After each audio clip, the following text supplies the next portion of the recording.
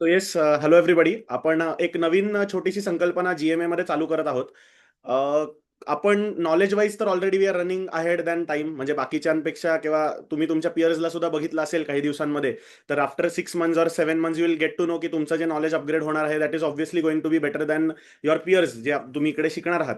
Because आपण इथे नुसतंच बुक्समधनं शिकवत नाही, तर आपण ऍक्च्युली क्लिनिकल एक्सपिरियन्सेसमधनं आणि क्लिनिकल थॉट्स देऊन आपण या सगळ्या गोष्टी शिकवत असतो.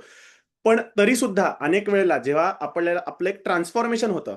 ट्रान्सफॉर्मेशन म्हणजे कुठून, तर from actually being a medical student final year पर्यंत आपण पुस्तकांमध्ये दडलेलो असतो, आणि अचानकपणे पेशंट समोर आपल्याला फेसिंग करावं लागतं. मग काही लोक पीजी करतात, काही लोक स्वतःचे हॉस्पिटल्स चालू करतात, किंवा काही लोक कुठेतरी एमओ म्हणून काम करतात, मेड बी एनी प्लेस. पण इमर्जन्सी ही तुम्हाला कधी ना कधीतरी येतेच.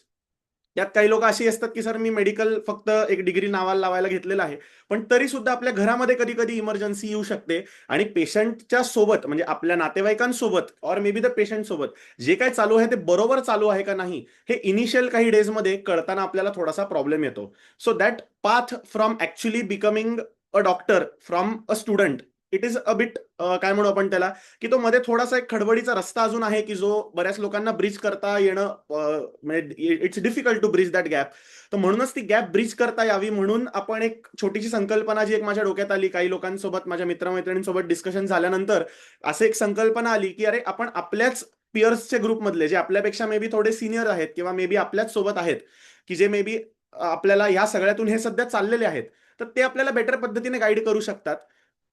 जेणेकरून आपल्याला आपण जे शिकतो आहोत त्याचंच ऍप्लिकेशन आपल्याला कसं होणार आहे त्याच्यावर आपल्याला थोडासा अंदाज येणार आहे.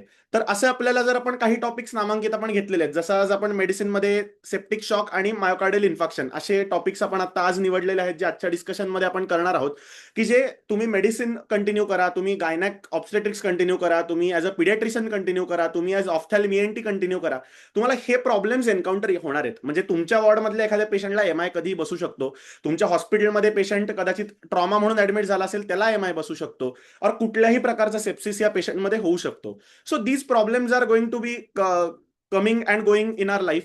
सो त्यासाठी आपल्याला ते कसं टॅकल करावं आणि कसं नाही, तर त्यासाठी आपल्याला त्या त्या फील्डमधले जे काही आता होऊ घातलेले कन्सल्टंट और होऊ घातलेले एक्सपर्ट्स आहेत, तर त्यांच्याकडून आपण काही इनपुट्स घेणार आहोत. मी ॲज अ नूब, म्हणजे तुमच्या साईडला मी येऊन काही क्वेश्चन्स जे आपल्याला रुटीनली पडतात किंवा जे पडले पाहिजेत रादर आय वुड से, ते मी त्यांना विचारणार आहे, आणि त्यांचा कसा अप्रोच असणार आहे या गोष्टीला टॅकल करण्याचा. तर तो अप्रोच आपण आज त्यांच्याकडनं बघणार आहोत, की जेणेकरून आपल्याला जी नॉलेज आणि एक कन्सल्टंट ह्यातली जी गॅप आहे, तो जो ट्रॅक आपल्याला जो बिल्ड करायचा आहे, तो स्मूथली होईल आणि त्यात आपल्याला थोडीशी हेल्प होणार आहे. सो आज आपण या इंटरेस्टिंग डिस्कशनसाठी माझा पहिलाच जो काही, म्हणजे आपण म्हणू की या मेडिकल फील्ड मधला एक झालेला घट्ट मित्र असं मला त्याला हक्काने म्हणतो मी, और rather he is what you can say, तुमच्या इंग्लिश टर्म्स मध्ये brother from another parents, set of parents, असा माझा तो एक खूप खास मित्र आहे. तर त्याचंच नाव आहे डॉक्टर कृष्णा जाधव. मी त्याला रिक्वेस्ट करतो त्यांनी प्लीज कॅमेरा चालू करावा. सो आज तो आपल्यात आहे. आमची जर्नी 11वी 12वी पासून सुरू झाली आहे, आणि खूप इंटरेस्टिंग जर्नी होती. आमची फ्रेंडशिपची जर्नी बाजूला राहिली, पण तो सुद्धा मेडिसिन मध्ये कसा आला ह्याची पण एक जर्नी खूप इंटरेस्टिंग आहे. सो त्याला मी थोडंसं तुमच्याशी बोलायला, I would like him to just talk a few words. त्याचं एक फॉर्मल इंट्रोडक्शन द्यायचं म्हणजे तो म्हणजे एका रुरल सेटअप मधून येऊन सुद्धा आज खूप चांगल्या पद्धतीचा आणि नॉलेजेबल डॉक्टर झालेला आहे. आणि हे मी सांगू शकतो हक्काने, कारण की काहीच दिवसापूर्वी जेव्हा माझ्या घरामध्ये काही क्रायसिस चालू होते, माझ्या आजीची तब्येत बरी नव्हती, तर हक्काने मी कुठल्या माणसाकडे जर गेलो असेल कुठल्या सल्ल्यासाठी, तर तो हा होता. आणि he is always been at my back, apart from medicine, apart from everything. So he is a great human being apart from being a doctor. त्याचं युजी सोलापूरमध्ये अश्विनी रुरलमध्ये झालंय, आणि आता तो पीजीला सांगलीमध्ये डीएनबी मेडिसिन करतोय, आणि he is doing really good. So त्याचं एक फॉर्मल इंट्रोडक्शन मी आज दिलेलं आहे. Hopefully that will suffice. आणि आता त्याला मी हँड करतो की तो एक बेसिक त्याचं इंट्रोडक्शन किंवा त्याचा एक पर्स्पेक्टिव्ह सांगेल आपल्याला, and then we can move on to the session.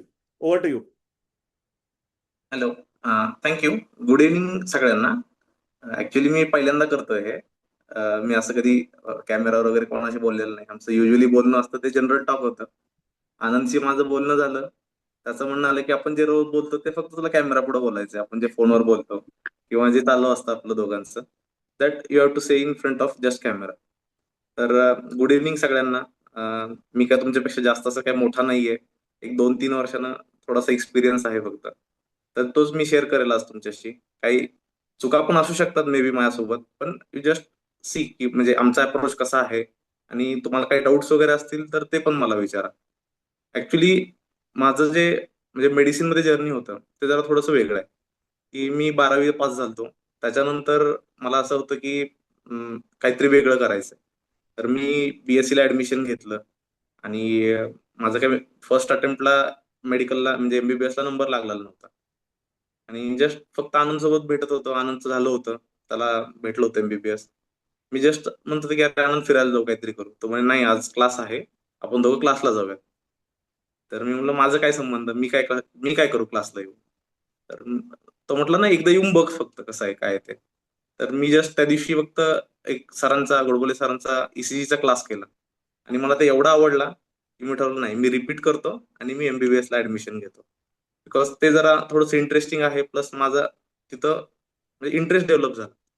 So मी ठरवलं की मी आता पुढे जाऊन मेडिसिन मध्येच करिअर करेल.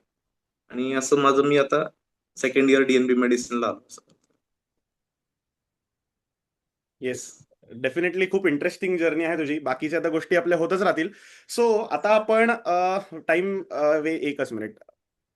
सो आपण टाइम आता जास्त न घालवता let start with the session. Hope तुम्हाला स्क्रीन विजिबल आहे, सगळ्यांना स्क्रीन विजिबल आहे.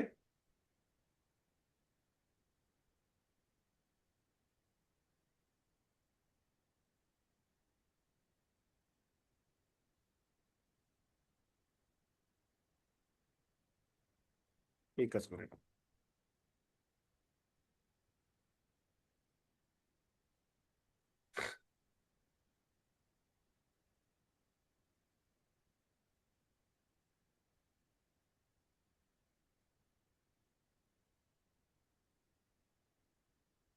सो येस, आपण आता चालू करणार आहोत आपल्या पहिल्या डिस्कशनला, जो टॉपिक आहे मायोकार्डियल इन्फॉक्शन.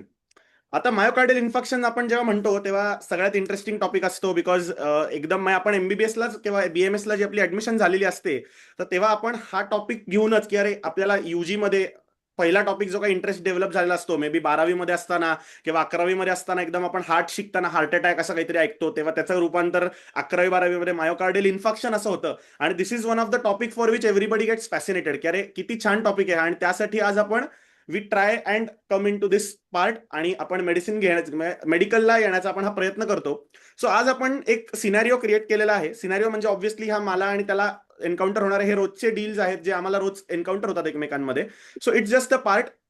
सांगण्याचा मुद्दा असा की या गोष्टी तुम्हाला सुद्धा एन्काउंटर होणार आहेत, पण त्याच वेळेला तुम्ही कसे तुमचे रिफ्लेक्सेस डेव्हलप करणार आहात आणि तुम्ही त्या गोष्टीला कसं टॅकल करणार आहात हे आज आपण विचारणार आहोत. ॲज युजल असं समजूया की आज मी कृष्णा सरांचा इंटर्न आहे आणि मला काहीच माहिती नाही. आज माझा पहिला इंटर्नशिपचा दिवस आहे आणि अचानक एक पेशंट आपल्याला मायोकार्डियल इन्फेक्शनचा आज एन्काउंटर होणार आहे. तर एक एक सिरियली आपण त्या पेशंटला कसं डिकोड करत जाणार आहोत त्या इमर्जन्सीमध्ये, आणि मे बी त्या 1 ते 1.5 तासामध्ये आपण पेशंटला कसं याच्यामधून बाहेर काढण्याचा प्रयत्न करणार आहोत आणि कसं पेशंटची लाईफ वाचवण्यासाठी we are going to give our best याचा आपण प्रयत्न करण्याचा नक्की डेफिनेटली विल ट्राय.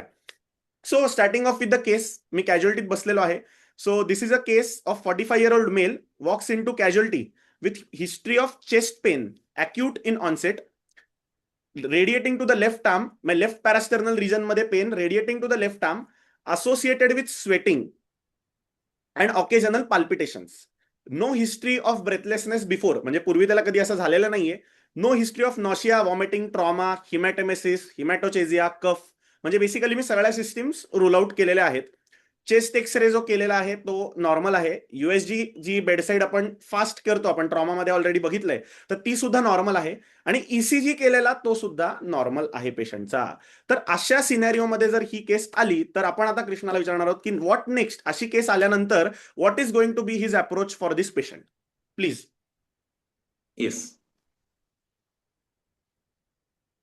हा, हॅलो, आवाज येतोय? येस येस येस, येतोय.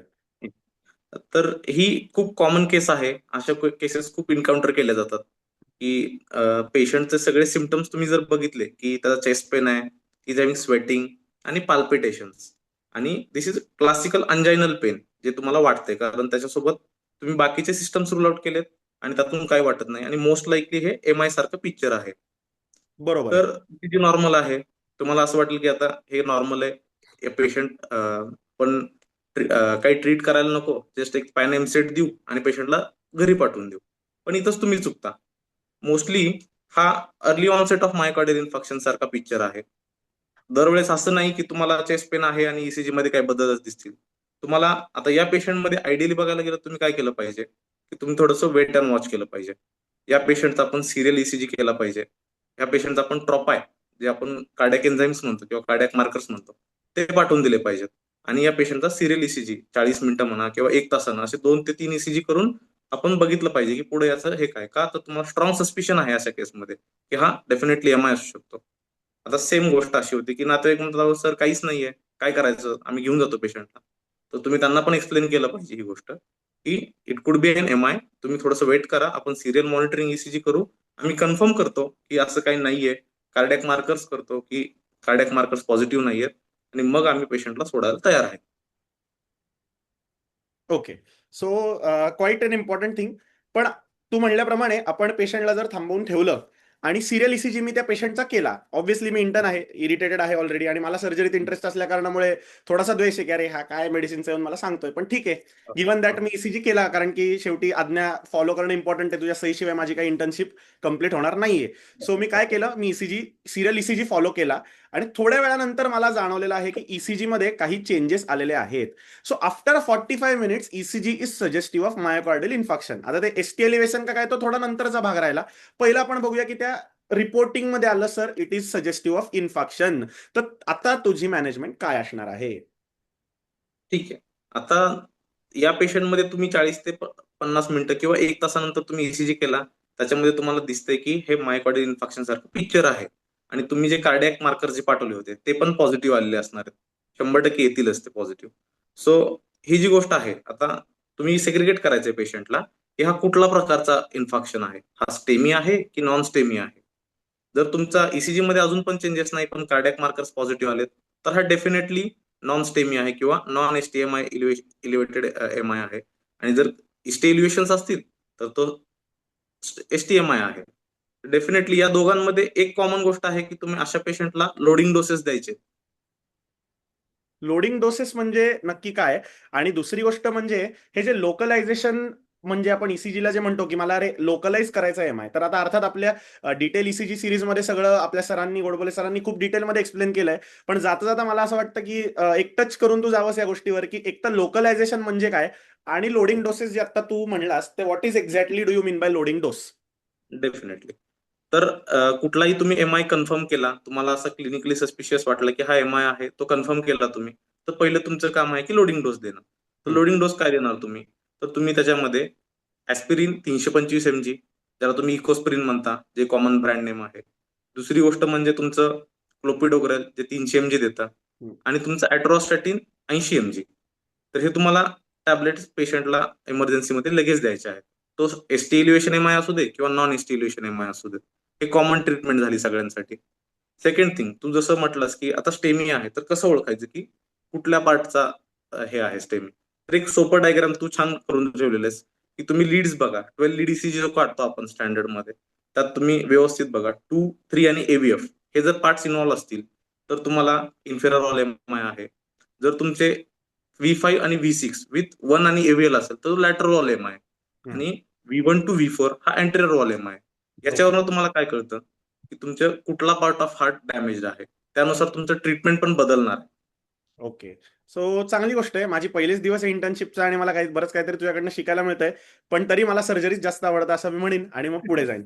सो आज आपण बघितलं की STEMI versus non STEMI ECG मध्ये कसा दिसतो हे सरांनी आपल्याला सांगितल्याप्रमाणे आपल्याला इथे नॉर्मल ईसीजीवर आपल्याला हे दिसतं आहे. सो आता स्टेमी आणि नॉन स्टेमी जर आहे तर नक्की what is the difference between STEMI and non STEMI, त्यांना का वेगळं कॅटेगरायझेशन केलेलं आहे आणि अशी काय मॅनेजमेंटमध्ये आपण म्हणू की बदल होणार आहेत की जेणेकरून स्टेमी आणि नॉन स्टेमी अशा दोन वेगळे भाग केले गेले? येस. तर आता बेसिकली तुम्ही जर बघितलं ही गोष्ट तर स्टेमी आणि नॉन स्टेमी. तर सोपं पहिलं सांगतो की स्टेमी मध्ये काय होतं की पूर्ण तुमची जी आर्टरी आहे जी तुम्हाला डायग्राम मध्ये दिसत असेल तुमची राईट कॉर्नरी आहे लेफ्ट कॉर्नरी आहे तर कॉर्नरी आर्टरीमध्ये कम्प्लीट ऑक्लुजन होतं. पूर्ण थ्रोम्बस तिथं जमा होतो आणि पूर्ण आर्टरी ब्लॉक होते जेणेकरून हार्टच्या पुढच्या पार्टला ब्लड सप्लाय होत नाही जेणेकरून एसटी इलिव्हेशन्स येतात. तर ते झालं स्टेमी. आणि नॉन स्टेमी मध्ये काय होतं तिथं पार्शियल ऑक्लुजन असतं म्हणजे आर्टरी पूर्ण ब्लॉक झालेली नसते आणि तो आर्टरीचा जो प्लाक असतो तो थोडासा प्लेटलेट रिच असतो. त्यामुळे तिथं तुम्हाला मॅनेजमेंट बदलणार. जसं की आता नॉन स्टेमीला तुमचं ट्रीटमेंट असणार आहे की तुम्ही फक्त पेशंटला हिपरनाइज करा आणि लोडिंग डोसेस द्या आणि पेशंटला जवळच्या कार्डियाक सेंटरला रेफर करून टाका. तिथं तुम्ही थ्रोम्बोलिसिस करू शकत नाही. पण जर तुम्ही स्टेमी असेल तर स्टेमीमध्ये तुम्हाला 100% जर तुमच्याकडे जवळ कुठं कॅथलॅब नसेल तर तुम्हाला तिथं हे करावं लागणार, थ्रोम्बोलिसिस करावं लागणार पेशंटला. ओके, म्हणजे थोडक्यात सांगायचं झालं तर स्टेमी म्हणजे टोटल ऑक्लुजन आणि नॉन येस, स्टेमी म्हणजे पार्शल ऑक्लुजन. आणि येस, स्टेमी म्हटल्यानंतर ऍज अ इंटर्न और as a junior becoming consultant माझ्या डोक्यात आलं पाहिजे की आयदर थ्रॉम्बोलिसिस किंवा कॅथलॅब. आणि नॉन स्टेमी जर म्हणलं तर I should not do thrombolysis, either I should find a cath lab or manage the patient on the loading doses and heparin. बरोबर? येस, बरोबर. सो आता स्टेमी जर आहे मी म्हणलं तर थ्रॉम्बोलिसिस नक्की काय आहे, थ्रॉम्बोलिसिसचे इंडिकेशन्स आणि कॉन्ट्रा इंडिकेशन्स काय, आणि आपण कोणते एजंट्स रुटीनली आपण वापरतो, तर ह्याच्यावर थोडंसं प्लीज आम्हाला थोडंसं एक्सप्लेन ओके. करशील का? ऍक्च्युली हा टॉपिक खूप डिटेल आहे. मी पण जस्ट एक ओव्हरव्ह्यू तुम्हाला देतो की काय केलं पाहिजे अशा कंडिशन्स मध्ये. हम्म. तर थ्रोम्बोलिसिस म्हणजे काय, की तुम्ही एखादा जो थ्रोम्बस आहे तर तो थ्रोम्बस काय असतो, तर तो फायब्रिन रिच प्लाक असतो. तर तुम्हाला जे फायब्रिन बस्ट करण्यासाठी ड्रग्ज असतात त्याला तुम्ही रिकॉम्बिनंट टिश्यू प्लाझ्मिनोजन ऍक्टिव्हेटर म्हणू शकता किंवा तुमचं स्ट्रेप्टोकायनेज आहे तर ते वापरू शकता. तर याच्यामध्ये युजली आयडियली आपण म्हणतो की नवीन जे ड्रग्ज आहेत ते बेटर आहेत. पण आपल्या इंडियन सिनारिओमध्ये जिथं पेशंट अफोर्डिंग नसतो किंवा त्याच्याकडे पैसे नसतात तर त्यावेळेस तुम्ही स्ट्रेप्टोकायनेज यूज करू शकता. स्ट्रेप्टोकायनेज खूप ओल्ड ड्रग आहे आणि रिलायबल आहे. Okay. It comes with certain side effects also. Okay. पण मग इंडिकेशन्स आणि कॉन्ट्रा इंडिकेशन, इंडिकेशन्स तर आपण ऑलरेडी बघितले, पण कुठल्या पेशंटमध्ये आपण थ्रॉम्बोलाइज करू शकत नाही असे काही रेड साईन्स असतात का की जे मला बेसिक माहिती पाहिजेत डोक्यामध्ये? बिकॉज हो. मला वाटतं थ्रॉम्बोलाइज करणं फार सोपी गोष्ट नसते जेवढं मला माहिती आहे. तर काही आपल्याला त्यांची ऑन पेपर म्हणा, काही आपल्याला कन्सेंट किंवा असं काही एक्सप्लेन करावं लागू शकतं का, आणि त्याचे काही रिस्क त्यासोबत असतात का? Yes, yes. दोन गोष्टी आहेत याच्यामध्ये. एक तर थ्रोम्बोलिसिसचे साईड इफेक्ट्स आणि कोणाला थ्रोम्बोलिसिस नाही करायचं. ओके. ठीक आहे. तर आपण पहिलं बघूया की कोणाला थ्रोम्बोलिसिस नाही करायचं. तर थ्रोम्बोलिसिस कोणाला नाही करायचं? तर पहिली गोष्ट म्हणजे तुम्ही पेशंट आल्यानंतर ऑस्कल्टेशन जे तुमचं क्लिनिकल एक्झामिनेशन असतं ते पूर्ण करणार तुम्ही हेड टू टो. त्याच्यामध्ये त्याच सेम टाइमला कोणतरी तुम्हाला मदत करणारा माणूस तुमचा ईसीजी करून घेणार. ऑस्कल्टेशन मध्ये जर तुम्हाला काही प्रॉब्लेम वाटला की मरमर येतंय किंवा काही प्रॉब्लेम आहे तर अशा कंडिशन मध्ये तिथं तुम्हाला अ, असं असू शकतं की वेंट्रिकलचं वॉल किंवा सेप्टम दोन वेंट्रिकल मधलं ते रप्चर असू शकतं. अशा वेळेस तुम्ही थ्रोम्बोलिसिस करू शकत नाही स्टेमीमध्ये. दुसरी गोष्ट, काय हेड इंजुरी असेल रिसेंटमध्ये झालेली, काही ऍबडॉमिनल ट्रॉमा असेल ज्याच्यामध्ये तुम्ही ऑपरेट केलं होतं किंवा काही ब्लिडिंग टेंडन्सीज असतात की जो कंजेनायटल आजार असतात ज्याच्यामध्ये तुम्हाला ब्लिडिंग होतं. अशा पेशंटमध्ये रिस्क टू बेनिफिट जर बघितलं तर थ्रोम्बोलिसिसनं रिस्क जास्त आहे, ब्लिडिंगमुळे मृत्यू होण्याची शक्यता जास्त आहे. तर तुम्ही अशा कंडिशनमध्ये थ्रोम्बोलिसिस करू शकत नाही. ओके. प्रत्येक हॉस्पिटलचं एक चेकलिस्ट असतं त्याच्यामध्ये तुम्ही चेक करू शकता की काय काय कॉन्ट्रा इंडिकेशन्स आहेत. जर त्यात बसलं नाही तर तुम्ही you can go with thrombolysis. Okay. आता मला एक गोष्ट विचारायची होती की आता स्ट्रेप्टोकायनेस तर रुटीनली मी वापरताना बघितलं आहे, पण अजून कुठले नवीन ड्रग्ज आहेत का, आणि यांच्या कॉस्टिंगमध्ये ऍक्च्युली किती डिफरन्स पडतो, जेणेकरून हे आता तुझे अफोर्डेबिलिटीचा जो मुद्दा मांडलास, कारण की ह्या गोष्टी खूप इम्पॉर्टंट आहेत आणि त्याची ऍक्च्युली कॉस्ट जास्त आहे पण त्याच्यामध्ये काही बेनिफिट्स आहेत का, तर हे सुद्धा येस. इम्पॉर्टंट आहे. तर आता जे रिसेंट असतात ते टिश्यू प्लाझ्मिनोजन ऍक्टिव्हेटर्स हम्म. म्हणजे की तुमचं रेटेप्लेज आहे, टेनेक्टेप्लेज आहे, अल्टिप्लेज आहे. हम्म. तर हे खूप रिसेंट ड्रग्ज आहेत आणि खूप चांगले इफेक्टिव्ह आहेत कम्पेअर टू स्ट्रेप्टोकायनेस. तर त्याच्यामध्ये पण माझा आवडता ड्रग आहे टेनेक्टेप्लेज. बिकॉज ते सिंगल डोस तुम्ही देऊ शकता आणि त्याच्यानंतर तुम्ही ऑब्झर्व करायचं जस्ट पेशंटला की काय होतंय पुढं, ते जस्ट तुम्हाला त्याचे कॉम्प्लिकेशन्स किंवा पेशंट रिकव्हरी बघायचंय तुम्हाला की सक्सेसफुल थ्रोम्बोलिसिस कसं होतंय ते. ओके. ठीक. आणि streptokinase has its own side effects. स्ट्रेप्टोकायनेजनं ब्लिडिंग खूप होतं, आयसी ब्लीड, जीआय ब्लीड हे खूप कॉमन आहे स्ट्रेप्टोकायनेजनं. प्लस स्ट्रेप्टोकायनेजनं कधी कधी रिॲक्शन येतं किंवा कारण तो बॅक्टेरियापासून बनवलेला गेलेला ड्रग आहे. ओके. पण मग या दोघांच्या कॉस्टमध्ये असा किती डिफरन्स, म्हणजे आपण काही एमआरपी म्हणत नाहीये, पण हो, एक हो. अंदाजे कॉस्टमध्ये किती डिफरन्स पडू शकतो?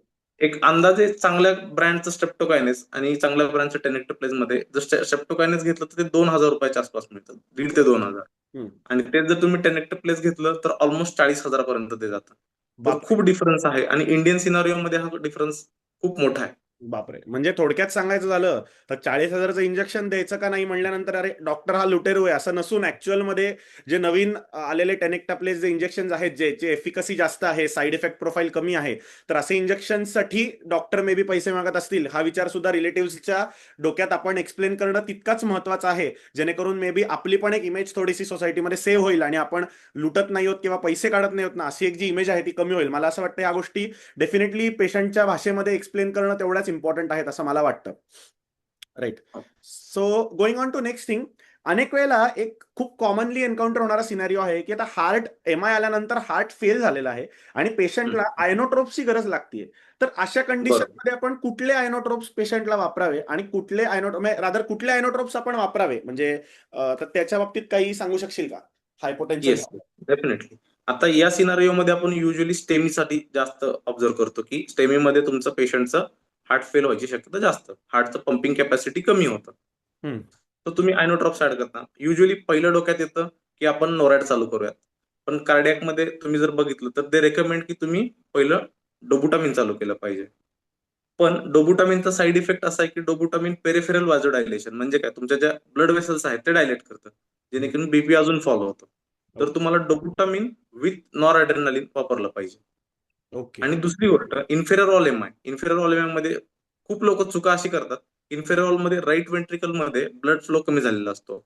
सिस्टमिक जे ब्लड येणार असतं बॉडीकडे ते खूप कमी येतं का, तर पंपिंग कॅपॅसिटी इन्फेरॉलची कमी झालेली आहे. तर आपण तिथं डोबुटामिन लावत बसतो किंवा नोरॅड लावतो. तर त्याच्याऐवजी तुम्ही फ्लूइड बोलसेस द्या. इन्फेरॉल एम आय आहे म्हणजे आपण आता जे डिस्कस केलं 2-3 एव्हीएफ आहे. 2-3 एव्हीएफ मध्ये चेंजेस आहेत, पेशंट हायपोटेन्शन मध्ये गेला, तर पहिली गोष्ट नोरॅड लावण्यापेक्षा किंवा डोबुटामिन लावण्यापेक्षा तुम्ही त्याला पहिलं फ्लूइड चॅलेंज द्या, भरपूर फ्लूइड द्या, जेणेकरून त्याच्या बॉडीकडं किंवा हार्टकडं ब्लड फ्लो वाढेल. ओके. सो चांगला टेक आहे म्हणजे इन्फिरियर वॉल एम आय असेल तर बीपी कमी झाल्यानंतर घाबरून आयनोट्रोप्स कडे न जाता रादर तुम्ही आयव्ही फ्लुइड्स पहिलं देऊ तुम्ही शकता. फ्लूइड चालू करा, नंतर जर फ्लूइड रिस्पॉन्सिव्ह नसेल तर तुम्ही दुसरे ड्रग्ज वापरू शकता. ओके. आणि जर बाकी आपलं लॅटरल वॉल एम आय असेल अँटेरो लॅटरल तर तिथे डेफिनेटली आपण आयनोट्रोप्स विथ डोब्युटामिन विथ नॉरएड्रेनालिन चालू करू शकतो. सो चांगला येस. डाऊट होता जो मलाही होता अनेक दिवस. थँक्स क्लिअर केल्याबद्दल. सो आता पुढच्या क्वेश्चनला आपण जाऊया की तू जे म्हणलास की आपल्याकडे एक इंटरव्हेन्शन असणं गरजेचं आहे, तर तो बॅकअप असणं गरजेचं आहे. तर what exact intervention are you thinking about आणि हे पामी म्हणजे नक्की काय आहे?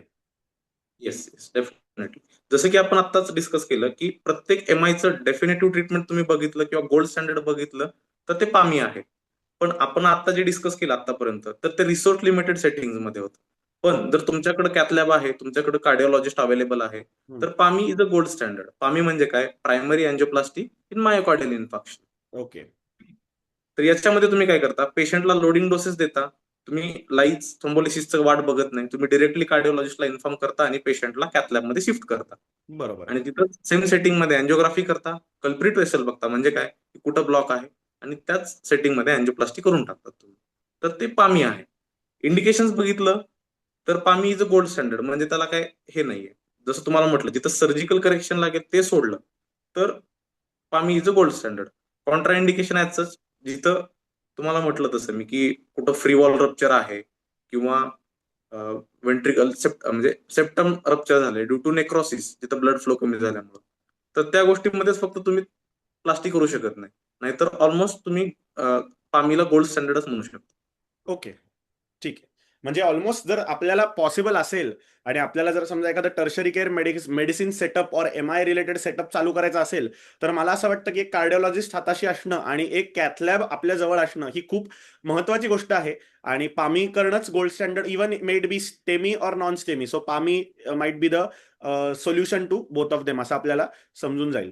सो आता आपण एक बघूया की तू सांगितल्याप्रमाणे की पेशंटला थ्रॉम्बोलिसिस पण करता येत नाहीये असं धरून चालू, पेशंटला मे बी एक आयसी ब्लीड झालं होतं और पेशंटला ऍबडॉमिनल ट्रॉमामुळे ब्लिडिंग झालं होतं काही दिवसांपूर्वी आणि आता माझ्याकडे पामीचा सेटअप पण अवेलेबल नाहीये आणि बरोबर. पेशंटला तर स्टेमी आहे.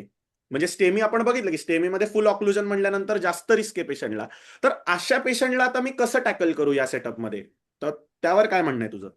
आता हे खूप डिफिकल्ट सिच्युएशन आहे, कारण अशा सिच्युएशन रुरल एरियाजमध्ये खूप खूप कॉमनली येतात की पेशंटला कॉन्ट्रा इंडिकेशन आहे थ्रोम्बोलिसिसला आणि पेशंट जवळपास कॅथलॅब पण नाही. तर अशा सिनारिओमध्ये सगळ्यात इम्पॉर्टंट थिंग राहतं की तुम्ही नातेवाईकांची काउन्सिलिंग व्यवस्थित करा. हम्म. कारण पेशंट रिस्क खूप असणार आहे, पेशंटला डेथ व्हायची शक्यता खूप जास्त असणार आहे. तर तुम्ही पहिलं नातेवाईकांशी व्यवस्थित कनेक्ट करा की हे असा प्रॉब्लेम आहे, तर आपण आता सध्या थ्रोम्बोलिसिस करू शकत नाही. तुमचा नियर बाय कार्डिओलॉजिस्ट आहे त्याला इन्फॉर्म करा की आम्हाला लवकरात लवकर पामी करायचंय पेशंटचं. तुम्ही पेशंटला तोपर्यंत लोडिंग डोसेस आणि पेशंटला स्टेबिलायझेशन करण्यासाठी जर खूप मायनर इन्सिडेंट्स आहे आणि ब्लिडिंगचे चान्सेस थोडेफार कमी आहेत, तर तुम्ही हिपॅरिन द्या किंवा जे न्यूअर अँटीप्लेटलेट ड्रग्ज आहेत जसं की तुमचं टिरोफिबान आहे, कॅनग्लोरॉर आहे, ते तुम्ही देऊ शकता. ओके. म्हणजे आपण म्हणू की त्यावेळेला उगाच ॲड्रिनलिन रशमध्ये मी या पेशंटसाठी काहीतरी करू शकतो, या कंडिशनमध्ये जाऊन पेशंटची कंडिशन अजून डिटोरिएट करण्यापेक्षा वेळेत पेशंटला टर्शरी और हायर सेंटरला रेफर करणं येस, योग्य राहील, असं येस. यामधनं आपण नक्कीच एक लाभ घेऊ शकतो. हो. आता खूप कॉमन क्वेश्चन आहे की ड्रग्ज आपण जेव्हा प्लास्टिक करतो तेव्हा स्टेंट जे टाकले जातात, तर त्यात काही स्टेंट आता नवीन जे आले ते ड्रग इल्युटिंग आहेत आणि काही स्टेंट साधे आहेत. अगेन डॉक्टरला पकडलं जातं की हा डॉक्टर काय महागाचा स्टेंट टाकतो, याच्याकडे जाऊ नका, हा डॉक्टर स्वस्तातला हम्म. स्टेंट टाकतो. तर हे ड्रग इल्युटिंग स्टेंट जे आपण म्हणू महागातले स्टेंट आपल्याला मिळतात, तर त्याचा ऍक्च्युली बेनिफिट काय असतो आणि त्यांना ठीक आहे, पहिला हा क्वेश्चन आपण आन्सर घेऊया. Yes, yes. तर डेफिनेटली आता जे रिसेंट जे स्टेंट्स आलेले आहेत ते पूर्ण 100% all stents are drug eluting stents. आता ओके. जुने स्टेंट पूर्ण बंद झालेले आहेत. जुने स्टेंट म्हणजे काय, एक 10 वर्षापूर्वी वगैरे तुम्ही बघितलं तर सगळे स्टेंट स्टेनलेस स्टीलचे यायचे, त्याला काही कोटिंग वगैरे काही नसायचं. न्यूअर जे स्टेंट्स आलेत आणि इंडियन कंपनीज पण खूप सारे स्टेंट्स बनवतात, तर ते सगळ्या स्टेंटला कंपल्सरी ड्रग इल्युटिंग स्टेंट आहे. तर ड्रग इल्युटिंग म्हणजे काय, जेव्हा तुम्ही स्टेंटिंग करता पेशंटचं जे कल्प्रिट वेसल आहे ते, तर तिथं काही दिवसानंतर थ्रोम्बस व्हायची शक्यता किंवा त्याच्यावरनं प्लाक व्हायची शक्यता होते. तर ती होऊ नये म्हणून काही सर्टन ड्रग्ज असतात, अँटी कॅन्सर प्रॉपर्टीज असतात त्याच्यामध्ये किंवा म्हणजे जिथं लिपिड होणार, लिपिड रिच प्लाक तयार होणार नाही अशी प्रॉपर्टीज असतात. ते ड्रग त्या ह्याच्यावर कोट केले जातात, त्या स्टेंटवर, आणि ते लावले जातात तिथं. तर आता सध्या मार्केटमध्ये ऑलमोस्ट 100% ड्रग जे स्टेंट्स येतात ते ड्रग इल्युटिंग स्टेंट्सच आहेत. ओके. आणि या पेशंटला युजली मी बघितलंय की ऍस्प्रिन आणि क्लोपिटोग्रिल चालू केलं जातं, तर साधारण किती दिवसापर्यंत पुढे पेशंटला घेणं गरजेचं असतं, का ते लाईफ लॉंग घ्यावं लागतं पेशंटला? अं, हो. तर हा खूप कॉमनली प्रश्न असतो की सर खूप ब्लिडिंग होतं किंवा काही प्रॉब्लेम होतो, तर आपण काय अँटीप्लेटलेट्स कमी करू शकतो का? तर युजली जे आयडियल सिनारिओ आहे की पेशंटला काही प्रॉब्लेम नाहीये, स्टेबल पेशंट आहे, त्याला दुसरे कोमॉर्बिडिटीज काहीच नाहीयेत, तर तुम्ही ड्युअल अँटीप्लेटलेट म्हणजे ऍस्पिरिन प्लस P2Y2 इनिबिटर म्हणजे तुमचं क्लोपिडोग्रेल असेल किंवा तुमचं टिकाग्लेरॉल असेल किंवा प्रासुग्रेल असेल, तर ते तुम्ही 1 वर्ष ड्युअल अँटीप्लेटलेट देऊ शकता, फॉलोड बाय 1 अँटीप्लेटलेट लाईफ लॉंग. तर 1 अँटीप्लेटलेट का ठेवायचं आपल्याला, तर स्टेंट थ्रोम्बोसिस होऊ नये म्हणून. आणि ओके. दुसरी गोष्ट, जर हाय रिस्क पेशंट असेल ज्याच्यामध्ये आयसी ब्लीड आहे किंवा जीआय ब्लीड होते, तर तुम्ही ऍटलीस्ट 3 to 6 months ड्युअल अँटीप्लेटलेट ठेवा आणि नंतर मग तुम्ही सिंगल अँटीप्लेटलेटवर शिफ्ट करू शकता. ओके. म्हणजे बेसिकली एक गोळी त्याला लाईफ लॉंग पुढे घ्यावीच लागणार आहे, हे समजूत आपल्याला पेशंटच्या नातेवाईकांची आणि पेशंटची घालणं गरजेचं आहे. नाही तर बऱ्याच लोकांना असं वाटतं की अरे माझं आता ऑपरेशन झालंय म्हणल्यानंतर इथून पुढे मी कुठल्याच गोळ्या औषधं घेणार नाही, तर तसं नसून हे एक्सप्लेन करणं सुद्धा तितकंच इम्पॉर्टंट आहे असं आपल्याला समजता येईल. आता अर्थात सगळे डिस्कशन संपत आल्यानंतर मी शेवटी सर्जन असल्या कारणामुळे हात हे सळसळतातच. पण आता तुम्ही लोकांनी अँजिओप्लास्टी आणि अँजिओग्राफी करायला लागल्यामुळे आमचा धंदा किती कमी व्हावा, म्हणजे रोल ऑफ सीएबीजी, म्हणजे जिथे सर्जनचा ऍक्च्युली रोल आहे, तर सध्या रोल काही आहे का? म्हणजे एकतर त्याचा रोल इन इमर्जन्सी आणि in general role in MI or in case of ischaemic heart disease, तर सध्या त्याचं काय गाईडलाईन्स और काय सध्या फॉलो केलं जातं? हो. तर असं तर नाहीये डेफिनेटली. सीएबी अँजिओप्लास्टी आल्यामुळं सीव्हीटीएस सर्जनचा रोल कमी आलाय, पण त्याचं इम्पॉर्टन्स अजून कमी नाही झालेलं. तर सीव्हीटीएस सर्जन पहिले पण लागत होते, पुढं पण लागणार आहेत आपल्याला फ्युचरमध्ये. तर हे असं आहे की सीएबीजी इन एमर्जन्सी, पहिला प्रश्न. तर एमर्जन्सी डेफिनेटली मगाशी मी जसं बोललो तसं जिथं व्हेंट्रिक्युलर सेप्टल रप्चर असेल, हम्म. फ्री वॉल रप्चर असेल, त्यावेळेस तुम्हाला थ्रोम्बोलिसिस कॉन्ट्राइंडिकेटेड आहे, पामी कॉन्ट्राइंडिकेटेड आहे. तर तिथं तुम्ही फक्त आणि फक्त सीएबीजी म्हणजे सीव्हीटीएस सर्जनची हेल्प घेऊन तिथं इमर्जन्सीमध्ये सीएबीजी करू शकता. दुसरी गोष्ट रुटीन मध्ये, तर रुटीन मध्ये जेव्हा पेशंटला ट्रिपल वेसल डिसीज येतो की तिन्ही वेसल्स मध्ये खूप मोठा ब्लॉक आहे किंवा सिंगल वेसल डिफ्युजली, म्हणजे काय, तर स्टार्टिंग पासून एंड पर्यंत पूर्ण वेसल थ्रोम्बोस्ट आहे किंवा खूप मोठा प्लाक आहे, तर त्यावेळेस तुम्हाला सीएबीजीच करावं लागतं. सीएबीजी ही इमर्जन्सी प्रोसिजर फक्त जसं मी सांगितलं तिथं आहे, अदरवाईज तुम्ही पेशंटला स्टेबिलाईज करून मग आयडियली असं बोलतात की 2-3 महिन्यानं, पण 15 ते 20 दिवसांनी तुम्ही सीएबीजी साठी पेशंटला रेफर करू शकता. ओके, म्हणजे थोडक्यात सांगायचं झालं तर आपल्याला जर पेशंटचं पूर्ण ऑस्टियल नॅरोईंग और पूर्ण आर्टरी नॅरोईंग और ट्रिपल वेसल डिसीज असेल तर is an ideal candidate for CABG. पण पेशंट जर एमआय मध्ये प्रेझेंट झाला तर काही वेळ तुम्ही त्याला आयदर पामी करून और त्याला स्टेबिलाईज करा थ्रॉम्बोलिसिस करून 15 दिवसानंतर तुम्ही त्याला मग डेफिनेटिव्ह सीएबीजी साठी घेऊ शकता. सो येस, ठीक येस. आहे, म्हणजे आम्हालाही काहीतरी रोल तुम्ही ठेवलेला आहे त्यासाठी थँक्यू. सो आता लास्ट क्वेश्चन जो आपल्याला जायचा आहे की या कंडिशनमध्ये आपण बघतो की चला तुम्ही कार्डिओलॉजिस्टला जेव्हा फोन करणार आहात रात्री या वेळेला, तर कार्डिओलॉजिस्ट अँजिओप्लास्टी म्हणून पळत पळत येईल, कारण की ऑब्व्हियसली त्याच्यामध्ये रिसोर्सेस जास्त आहेत, त्याच्यामध्ये गेन्स जास्त आहेत, पेशंटसाठी सुद्धा बेनिफिट खूप जास्त आहे.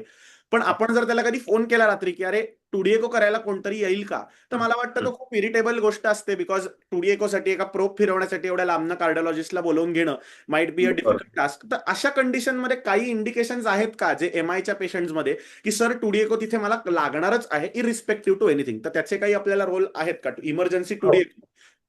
आता मी वापस पुन्हा अजून असं जाईल की पेशंट जेव्हा कॅज्युअल्टीमध्ये लँड होतो त्यावेळेस तुमचं पहिलं काम आहे की तुम्ही त्याचं हेड टू टू एक्झामिनेशन केलं पाहिजे. ते इमर्जन्सीत केलं पाहिजे. आता कार्डियकचा पेशंट आहे, चेस्ट पेन आहे, तर तुम्ही 100% त्याचं ऑस्कल्टेशन केलं पाहिजे. जसं तुम्ही स्टेट्रो ठेवला तसं तुम्हाला मर्मर ऐकू आलं आणि ईसीजी मध्ये एसटी इलेव्हेशन एमआय आहे, तर डेफिनेटली तुमचं डोकं असं गेलं पाहिजे की तुमच्या कुठंतरी हार्टमध्ये जिथं आहे तिथं मेकॅनिकल प्रॉब्लेम झालेला आहे. म्हणजे काय तर वॉल प्रॉब्लेम असेल किंवा जे साईड वॉल आहे वेंट्रिकल्सची तिथं प्रॉब्लेम असू शकतो आणि तिथं तुम्हाला 100% कार्डिओलॉजिस्टची मदत घ्यावीच लागेल.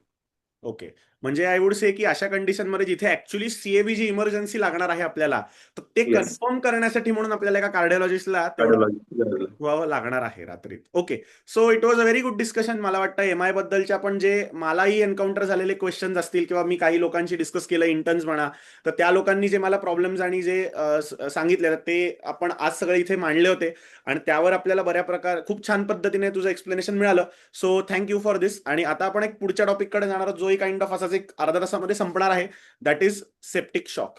सो ही केस एन्काउंटर होते आपल्याला ऑलमोस्ट सगळ्याच स्पेशालिटीजमध्ये. तुम्ही ऑफ्थॅल्म घ्या, ईएनटी घ्या, ओबीजीवाय घ्या.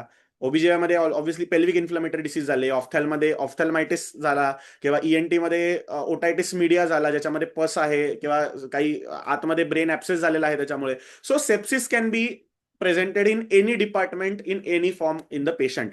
सेप्सिसमध्ये ऍक्च्युली आपण जर बघितलं, जितकं माझं बेस्ट ऑफ नॉलेज आहे, तर ते इन्फ्लमेशन आणि ते जे इन्फेक्शन आहे ते तिथे लिमिट न होता पूर्ण बॉडीमध्ये इन्फ्लमेटरी रिॲक्शन होते आणि ती रिॲक्शन मात्र टॅकल करायला आपल्याला मेडिसिनचीच मदत घ्यावी लागते. आपल्याला त्यांना आयसीयू मध्येच शिफ्ट करावं लागतं आणि आपल्याला इंटेन्सिव्हिस्टशीच कन्सल्ट करून पेशंटची पुढची ट्रीटमेंट द्यावी लागते. सो आता आपण कॅज्युअल्टी मधला रोल उचलून आपण आता असं बघणार आहोत की मी एक पेशंटला ऑपरेट केल्यानंतर पेशंटला काही प्रमाणात सेप्सिस झालेला आहे, तर ते मॅनेज करण्यासाठी आता मी कृष्णा सरांकडे गेलेलो आहे, कारण की आता परत मला ऑपरेशन सोडलं तर आनंद सरांना तर काही येतच नाही, त्यामुळे ही नीड्स हेल्प. सो आता आपण बघणार आहोत की एक्झॅक्टली काय सिच्युएशन आहे. सो एक 55-year-old male underwent debridement of his left diabetic foot, now has pus discharge from his wound. Patient suddenly became drowsy overnight with tachycardia and altered sensorium and is planned to shift to ICU today early morning. म्हणजे round झाल्यानंतर कळलं की अरे पेशंटला आता ICU मध्ये ठेवावं लागेल, बिकॉज पेशंटची कंडिशन फार काही चांगली वाटत नाहीये. तर पल्स 134 आहे, बीपी 100/70 आहे पेशंटचं, सॅच्युरेशन 94 रुमेरवर मेंटेन करतोय पेशंट, बीएसएल फास्टिंग केली दॅट इज 191 आणि किटोन्स निगेटिव्ह आहेत पेशंटचे. आणि जीसीएस जर बघितला तर ड्राउझी असल्या कारणामुळे E3V4M6. आता आपण जीसीएस ऑलरेडी कव्हर केलेले आहेत लेक्चर्समध्ये. Pupil sluggishly dilated, all reflexes are normal. म्हणजेच मला असं वाटतं ब्रेनमध्ये कुठल्याही प्रकारचा स्ट्रोक किंवा तसं काही झालं नसावं पेशंटला. आणि लोकल एक्झामिनेशन मध्ये आपल्याला ही वुंड दिसते की ऑपरेट झाल्यानंतर सुद्धा पेशंटला तिथे स्लफ आणि काही प्रमाणात पस झाला आहे, आजूबाजूला रेडनेस झालेला आहे. सो इट इंडिकेट्स दॅट अजूनही ऍक्टिव्ह इन्फेक्शन या पेशंटमध्ये आहे. आणि नो साइन्स ऑफ डीव्हीटी, कारण की डीव्हीटी मध्येही पेशंटला ब्रेथलेसनेस, टॅकिकार्डिया होऊ शकतो. सो त्या साइन्स ज्या मी तुम्हाला ऍक्च्युली लेक्चरमध्ये सुद्धा सांगितल्या आहेत की आपण काफ साइन्स बघतो, लिम्बिडिमा बघतो, ज्या काही असतील त्या सगळ्या नाहीयेत, त्यामुळे डीव्हीटी पेशंटला नाहीये इतकं मला समजलेलं आहे. So according to me this patient is having some amount of sepsis. पण आता माझ्या आटोक्याचा बाहेर गेलेला आहे हा पेशंट, त्यामुळे मला आता हेल्प घ्यावी लागणार आहे आपल्या कृष्णा सरांसोबत. So I am going to go and help him transfer the patient in to ICU and he is going to be there standing in front of me. माझ्याकडे बघत असणार तो अर्थात रागाने, कारण की त्यासाठी मी एक नवीन पेशंट आणून दिलेला आहे.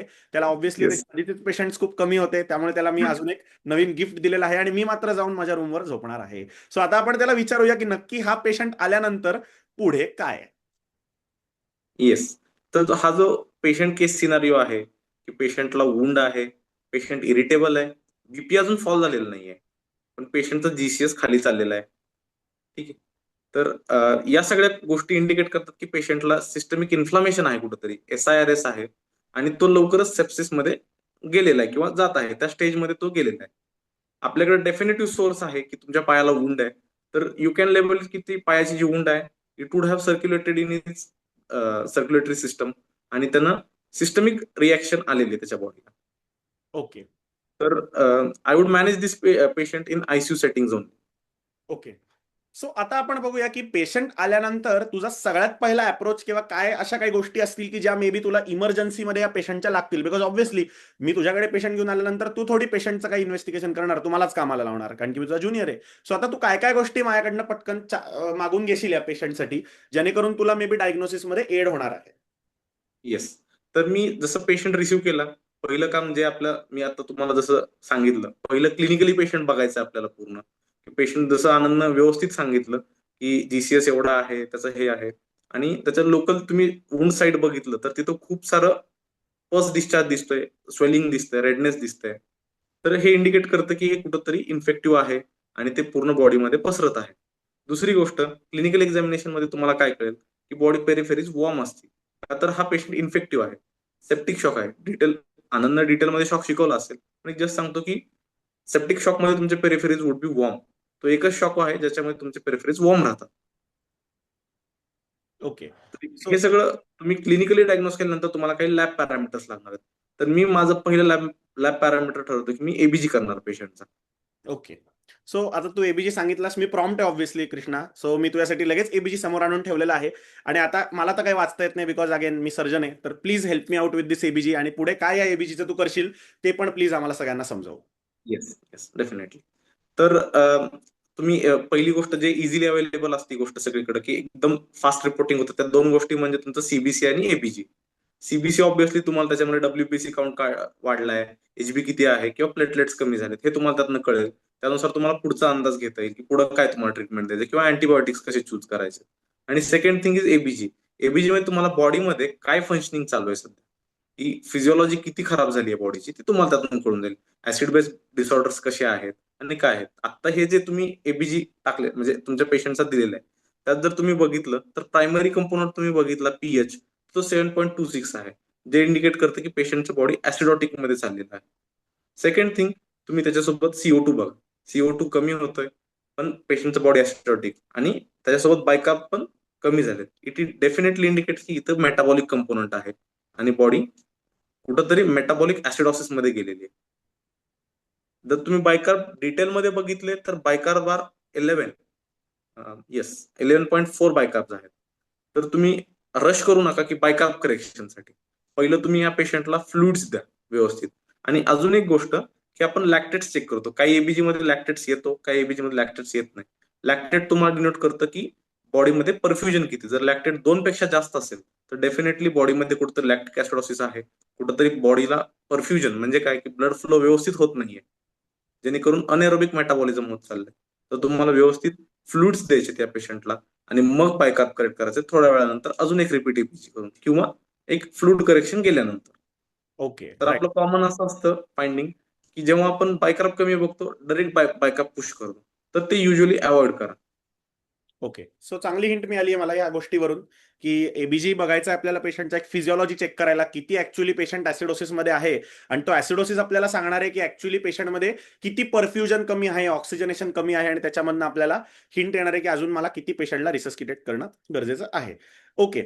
आता त्यामध्ये मला अजून एक गोष्ट विचारायची होती की पेशंट हा ऍसिडोसिसमध्ये आहे, तर युरिन किटोन्स आपण जे केलेत पेशंटचे, तर हा डायबिटिक किटो कडे जास्त जाऊ शकेल. आता हे आता अर्थात हे निगेटिव्ह आहेत, पण अशी काही जर आपल्याला प्रॉब्लेम झाले की is it because of diabetic ketoacidosis or it might be because of sepsis, ज्याच्यामुळे पेशंटकडे ब्लड फ्लो कमी होतोय पेशंटचा, पेशंट शॉकच्या कंडिशनमध्ये चाललेला आहे, तर अशा कंडिशनमध्ये मॅनेजमेंट काही वेगळी असेल का सेम प्रकारची मॅनेजमेंट, जसं तू म्हणलास की पहिलं फ्लुइड्सच द्या आणि मग नंतर रिअसेस करा, तर what will be your strategy in that केस?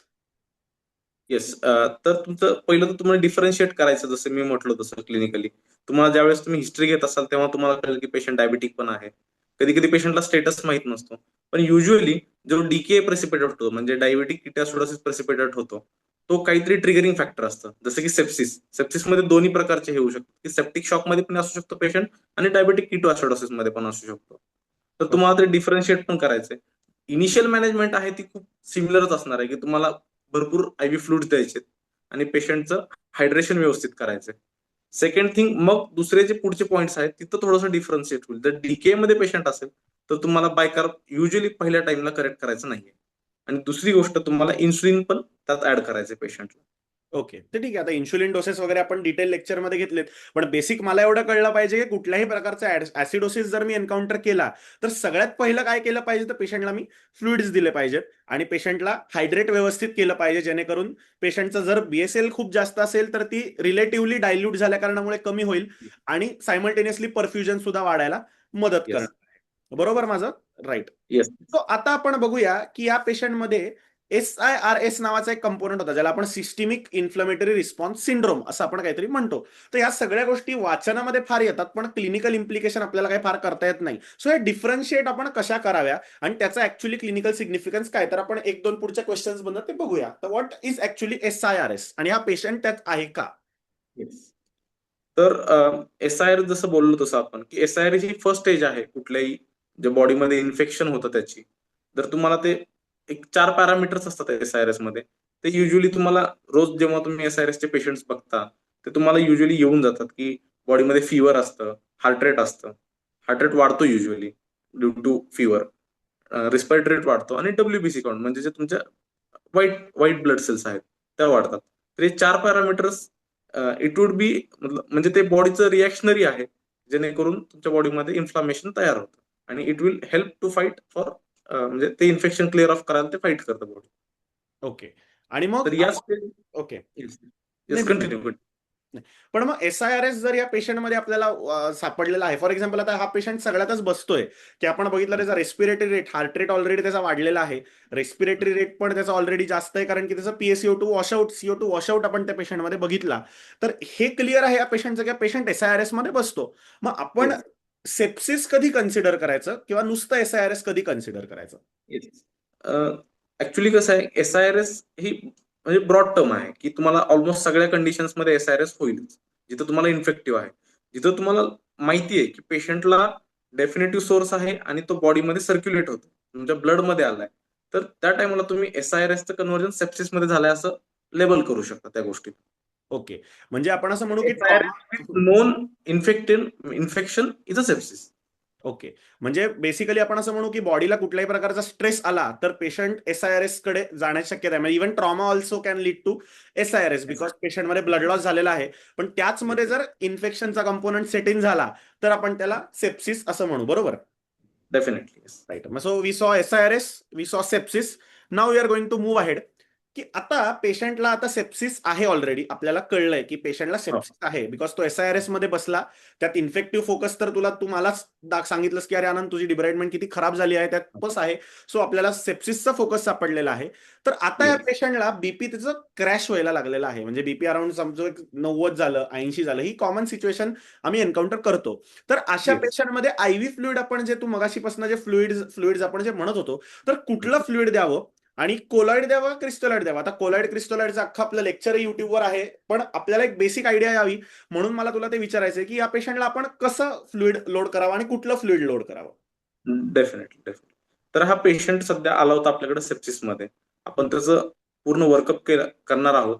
पण आता तुम्ही बघितलं बीपी क्रॅश व्हायला लागला, हे इमर्जन्सी सिच्युएशन आहे आणि हा पेशंट सेप्सिस मधून सेप्टिक शॉक कडे गेलाय. ओके. येस. तर आता आपल्याला त्याला फ्लूइड रेसिस्टेट करायचंय. फ्लूइड रेसिस्टेट कसं करणार? आणि युजली, म्हणजे यू आर प्रॉम्प्ट म्हणून तू पेशंट लवकर आणलास, पण असे पेशंट खूप कमी येतात की जे फक्त सेप्सिस मध्ये आहेत. युजली पेशंट कॅज्युअलिटी मध्ये किंवा आयसीयू मध्ये सेप्टिक शॉक घेऊनच येतात. ओके. येस. म्हणजे तर इट इज अ तुम्हाला गुड की मी लवकर पेशंट आणला तुझ्याकडे. Thanks for the yes. Token. Yes. तर तुम्हाला तिथं आयव्ही फ्लुइड्स चालू करायचे. तर खूप कॉमन प्रश्न आहे की कॉलॉइड्स द्यायचे की क्रिस्टलॉइड्स द्यायचे. तर डेफिनेटली क्रिस्टलॉइड्स तुम्हाला चालू करायचे. त्याला सोडियम क्लोराईड असेल, सॉरी NaCl असेल किंवा तुमचं रिंगर लॅक्टेट असेल. तर ओके. तुम्हाला डेफिनेटली तुम्हाला जर तुम्ही रेकमेंडेशन्स बघितले तर रिंगर लॅक्टेट ते म्हणतात की तुम्ही दिलं पाहिजे. आणि त्याचे डोसेस पण आहेत की तुम्ही 30 mg पर केजी न पहिले इनिशियल 3 hours मध्ये दिले पाहिजेत. म्हणजे 60 kg माणूस असेल तर त्याला ऑलमोस्ट तुम्ही 1.5 to 1.8 लिटर फ्लुइड्स देऊ शकता पहिल्या 3 तासामध्ये. ओके. सो मला एवढे मी फ्लुइड्स देऊ शकतो. पण आता आम्ही फ्लुइड तर देतोय अंदाधुंदीपणे, पण पेशंटचा हायड्रेशन स्टेटस बघण्यासाठी काही असे पॅरामीटर्स आहेत का की जे तू बघशील या पेशंटमध्ये, जेणेकरून मला कळेल की माझं फ्लुइड जाते ते काम करतंय का हार्टवर लोड करतंय, या गोष्टीसाठी काही आहेत का आपल्याकडे गोष्टी येस, बघायला? येस. आता खूप साऱ्या सिच्युएशन्स मध्ये तुम्ही बघितलं तर कधी कधी तुमच्या पेशंटचा इजेक्शन फ्रॅक्शन कमी असतो. मग तुम्ही हम्म. घाबरता की अरे अशा पेशंटला फ्लुइड किती द्यायचं किंवा कसं द्यायचं. तर तुमच्याकडे खूप क्लिनिकल पॅरामीटर्स आहेत आणि काही इन्व्हेस्टिगेशन वाले पॅरामीटर्स आहेत. तर ओके. तुम्ही क्लिनिकली बघितलं तर तुम्ही ऑस्कल टेस्ट करा की तू कुठं पल्मरी डिमा बसत नाहीये ना पेशंटला. तुमचं युरिन आउटपुट चेक करा. कंटिन्युअसली युरिन आउटपुट जर येत असेल पेशंट तर पेशंट ऍडिक्वेटली परफ्युज्ड आहे. हम्म. किडनीला पण ब्लड सप्लाय व्यवस्थित होतोय. आणि तुमचं जर तुम्ही रेडिओलॉजिकल पॅरामीटर्स बघितलं तर तुम्ही आयव्हीसी डायमीटर मोजू शकता. जर ओके. आयव्हीसी नॉन कोलॅप्सिंग असेल तर तुम्ही फ्लुइड्स कमी द्यायचे किंवा द्यायचे नाहीत. जर आयव्हीसी कोलॅप्स होते म्हणजे अजून फ्लुइड अकोमोडेट होऊ शकतं बॉडीमध्ये. बर. आणि जे की सेप्टिक शॉकमध्ये वेझोडायलेटरी शॉक असतो तर तुम्ही भरपूर फ्लुइड दिले तरी पेशंट युजली हार्ट फेलियर जरी पेशंट असेल तरी तो पल्मरी मध्ये लँड होत नाही किंवा फ्लुइड ओव्हरलोड मध्ये लँड होत नाही. ओके. सो आज आपल्याला हे इम्पॉर्टंट कळलंय की आपण जेव्हा पेशंटला, कुठल्याही पेशंटचा, इव्हन तो ट्रॉमाचा असू दे किंवा सेप्सिसचा असू दे, तर फ्लुइड जेव्हा आपण देणार आहोत तर मॉनिटर करणं तितकंच महत्वाचं आहे. मग तो म्हणणार असं क्लिनिकल पॅरामीटर्स झाले की बाबा युरिन आउटपुट बघा, चेस्ट ऑस्कल्टेट करा, ज्यात आपल्याला कळेल क्रॅकल्स किंवा पल्मनरी एडिमा नाही ना डेव्हलप होते. आणि सायमल्टेनियसली आयव्हीसी डायमीटर, जे आज आपल्याला नवीन गोष्ट कळलेली आहे. So it is also very interesting thing. As a radiologist जरी नाही तर आपल्याकडे USG मशीन असेल ICU मध्ये, तर आपण तेवढं मात्र नक्कीच पेशंटचं बघू शकतो. तर आता या पेशंटला मी, कृष्णा, खूप फ्लुइड्स दिले. पेशंटचं असं धरून चालू की ते युरिन आउटपुट वगैरे फार काही मला आलेला दिसत नाही आता सध्याच्या कंडिशनला. पण बीपी काही इम्प्रूव्ह होत नाहीये. तर बीपी येस. जर माझ्या पेशंटचं इम्प्रूव्ह होत नसेल, तर जसं आपण हार्ट फेलियरमध्ये काही प्रकारचे आयनोट्रॉप्स दिले होते, तर तसं इकडे देण्याचा काही रोल आहे का? हो, येस. डेफिनेटली. आता तुमचं पेशंटला तुम्ही फ्लूइड चॅलेंज दिला, पण फ्लूइड चॅलेंजला पेशंट रिस्पॉन्ड करत नाहीये. युजली हे होतं. कारण तुमचं पूर्ण वेझोडायलेशन झालेलं असतं सेप्टिक शॉकमध्ये. तर हम्म. तुम्हाला अशा कंडिशनमध्ये वेसोप्रेसर्स चालू करावे लागतात. तर ओके. 2 वेसोप्रेसर्स आहेत. पहिला आहे तुमचा नॉरएड्रेनालिन आणि हम्म. दुसरा आहे वेसोप्रेसिन. तुम्ही okay. Initially you start with noradrenaline. सगळ्या गाईडलाईन्स जे आहेत ते सांगतात की तुम्ही नॉरएड्रेनालिन चालू करा पहिला. ओके. नॉरएड्रेनालिन चालू करा. नॉरएड्रेनालिनचं तुम्ही ड्रीप चालू करा, इन्फ्युजन चालू करा. पेशंट कसा रिस्पॉन्ड करतोय बघा. जर पेशंट रिस्पॉन्ड करत नाहीये तुमच्या नॉरएड्रेनालिनच्या डोसला, तर तुम्ही सेकंड व्हॅसोप्रेसर म्हणजे व्हॅझोप्रेसिन चालू करा. ओके. आणि सो व्हॅझोप्रेसिन कधी कधी पण देताना सेंट्रल लाईन मधून द्यायचे. अशा वेळेस तुम्हाला ज्यावेळेस आयनोड्रॉप्सची गरज लागेल किंवा व्हॅसोप्रेसरची गरज लागेल, तेव्हा पेशंटला युजली एक सेंट्रल लाईन करा आणि सेंट्रल लाईन मधून हे सगळे ड्रग्स द्या. जर ओके. तुम्ही व्हॅसोप्रेसिन पेरिफेरल लाईन मधून दिलं तर ते गँग्रीन करेल, इस्किमिया करेल लिम्फचा आणि तुमच्या पेशंटचं कंडिशन अजून खराब होईल. Okay. So it is a very important thing to know की आपण जेव्हा आयनोड्रॉप्स देणार आहोत, जसं हार्टमध्ये डोब्युटामिन आणि नॉरएड्रेनालिन आपण बघितलं होतं, तसं इकडे आपण व्हॅझोप्रेसिन आणि नॉरएड्रेनालिन बघितलंय. अर्थात नॉरएड्रेनालिन पहिला चॉईस आहे आणि दुसरा चॉईस व्हॅझोप्रेसिन आहे. आणि आज ही खूप क्लिनिकल हिंट इम्पॉर्टंट आहे की आपण व्हॅझोप्रेसिन पटकन पेरिफेरल लाईन मधनं चालू करण्याचा प्रयत्न करू शकतो, ज्याच्याने आपल्याला गँग्रीन जर झाला तर आपण कोर्टमध्ये झुंज देत बसू. So that is very important point मला वाटलं. आता एक नूब म्हणून एक क्वेश्चन मला येतो की अरे हे तर inflammatory response syndrome, so inflammation बॉडीत चालू आहे, तर ते कमी करण्यासाठी मी याला काही स्टिरॉइड्स वगैरे असं काही यात आपण नाही देऊ शकत का? म्हणजे माहितीये मला की हा प्रश्न विचारणं मूर्खपणा आहे की स्टिरॉइड्सनी परत इन्फेक्शन फ्लेअर अप होऊ शकतं, पण अशा अॅक्यूट क्रायसिसमध्ये जिथे पेशंट हाताला लागणं अवघड आहे, तर अशा कंडिशनमध्ये आपण काही स्टिरॉइडचा रोल आपल्याला असू शकतो का? हो, डेफिनेटली. तुम्ही पहिले इनिशियली फ्लूइड दिलं, त्याच्यानंतर वेसोप्रेसर्स दिले. काही पेशंट हे दोन्हीला रिस्पॉन्स करत नाहीत. तर ओके. अशा पेशंटमध्ये तुमच्या स्टिरॉइडचा रोल आहे. भरपूर साऱ्या स्टडीज आहेत जिथं आपण सेप्टिक डोसमध्ये स्टिरॉइड देतो. बरं. म्हणजे 200 मिलीग्राम स्टिरॉइड पूर्ण 24 अवर्समध्ये. मग काही लोक 50-50चे 4 डोसेस देतात. काही लोक 100चे 2 देतात. काही लोक एकदाच 200 देतात 24 अवर्समध्ये. तर तो प्रत्येकाचा इंडिव्हिज्युअल चॉईस आहे. पण तुम्ही हायड्रोकॉर्ट 200 mg डेली देऊ शकता, जे पेशंटला म्हणजे जे पेशंट फ्लुइड किंवा वेझोप्रेसस रिस्पॉन्सिव्ह नाहीयेत अशा पेशंटमध्ये, किंवा तुम्हाला असं वाटलं की patient needs some form of steroids, कारण पेशंट शॉकमध्ये आहे, पेशंट अॅक्यूट स्ट्रेसमध्ये आहे, तुम्ही क्लिनिकली पण जज करून त्या पेशंटमध्ये देऊ शकता. ओके. सो म्हणजे माझं जे काही डोकं फार चाललं होतं दॅट इज इन अ बरोबर डायरेक्शन, की खूप बरोबर. जास्त इन्फ्लमेशन झालंय म्हटल्यानंतर स्टिरॉइड देऊ शकतो. I think this was the only thing हे आपण कोविडमध्ये बघितलं होतं, की कोविडमध्ये हो. काहीच चालायचं नाही तेव्हा स्टिरॉइड देऊन आपण ऍटलिस्ट ट्राय करायचो. So yes, yes. Definitely good thing. आता मला काही विचारायचं आहे की ठीक आहे, या सगळ्या गोष्टी तर आहेत, पण कुठल्या स्पेसिफिक अँटीबायोटिक, आता माझ्याकडे कल्चर सध्या नाही आहेत, दुर्दैवाने पेशंटला 2 दिवसच झाले होते डिब्राईड करून, आणि लॅबमधून अजून काही मला रिपोर्ट्स आलेले नाहीयेत. तर अशा सेप्सिसच्या पेशंटमध्ये काही आपण अँटीबायोटिक्स पेशंटला क्लिनिकली बघून देऊ शकतो का, हा पहिला मुद्दा. कारण की अगेन अँटीबायोटिक्स म्हणजे ढगात गोळ्या मारण्यासारखा प्रकार आहे. मला ऑर्गॅनिझम माहिती नाही, पण मी सैन्य तर अटॅक करायला घेऊन चाललोय. ब्लड कल्चरचा ह्याच्यामध्ये काही रोल आहे का, तर या कंडिशन बद्दल तुझं काय म्हणणं आहे? Yes, definitely. जेव्हा तुमच्याकडे पेशंट येतो, तेव्हा तुमचं पहिलं थिंग असलं पाहिजे की तुम्ही त्याचं वर्कअप पहिलं सगळं करा. काही लोकांचं असं असतं की पहिले मी अँटीबायोटिक देईल, फ्लुइड्स देईल, सगळं देईल आणि मग नंतर कल्चर करेल. तर ही चुकीची पद्धत आहे. पेशंट पहिला तुमच्याकडे आला, तुम्ही ब्लड विड्रॉ करा. त्यासोबतच तुम्ही कल्चर्स घ्या पेशंटचे. जर तुम्हाला सेप्टिक शॉक वाटतोय, पेशंट क्लिनिकली वाटतोय की त्याला इन्फेक्शन नोन आहे, किंवा लोकल साईटलाच जसं की आपल्या पेशंटच्या साईडला वुंड होतं, तर तुम्ही वुंड कल्चर घ्या, ब्लड कल्चर घ्या आणि मग यू थिंक ऑफ अँटीबायोटिक्स. आणि हे सगळं आपल्याला करायचंय ऍज अर्ली एज पॉसिबल. नाहीतर ब्लड कल्चर आपल्याकडे अवेलेबल नाहीये, मी तोपर्यंत थांबतो, अँटीबायोटिक देतो, असं नको. ऍज अर्ली एज पॉसिबल तुम्ही ब्लड कल्चर घ्या आणि लगेच पेशंटला डोस ऑफ अँटीबायोटिक द्या.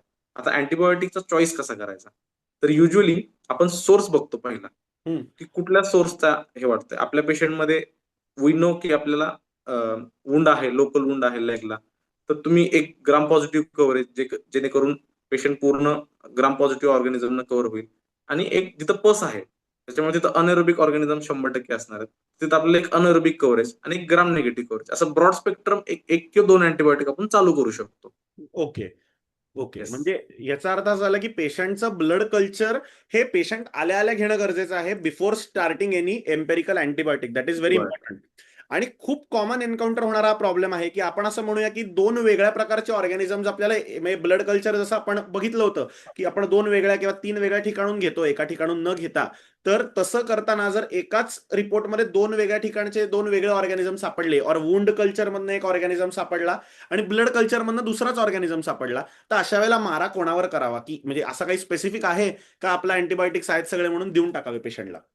न तर पहिलं तुम्ही क्लिनिकली जज करा की जो बॅक्टेरिया आहे तो ऍक्च्युअल मध्ये असे सिम्पटम्स देऊ शकतो. तर मध्ये एक वेगळा बॅक्टेरिया आणि ब्लड कल्चरमध्ये वेगळा bacteria. Sometimes when you are taking blood culture, तर तुमचे जे आपण व्यवस्थित स्टरलायझेशन करत नाही आणि आपला जो स्किन फ्लोरा आहे तो आपल्या कल्चर्समध्ये जातो आणि आपल्याला असं वाटतं की त्याच ऑर्गॅनिझमना सेप्टिक शॉक झाला असेल. तर ओके. युजली तुम्ही क्लिनिकली साईन्स बघा पेशंटच्या की असं होऊ शकतं का, आणि मग तुम्ही डिसाईड करा की whether it is a blood culture to be treated or wound culture to be okay. Treated.